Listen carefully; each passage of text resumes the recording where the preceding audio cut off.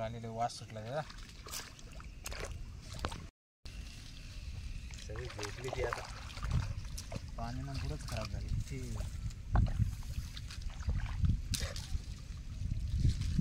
खाली झालं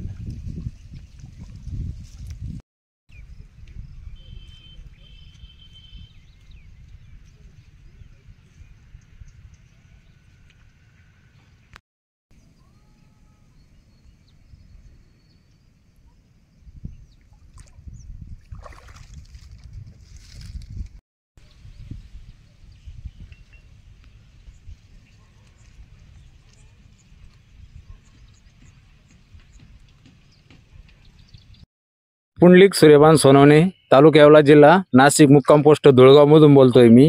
अतिवृष्टीमुळे 2-3 दिवसापासून पाऊस चालल्यामुळे मुसळधार 1.5 एकर सोयाबीन पूर्ण पाण्यात आहे. त्याचा काहीच नफा मिळणार नाही आम्हाला. अतिवृष्टीमुळे हे पीक पूर्ण तोट्यात गेलेले आहे. पहिले पीक गेलेले आहे आणि आता हे बी पीक गेलेले आहे. पूर्ण म्हणजे 8 ते 10 दिवस पाणी हटू शकत नाही सर.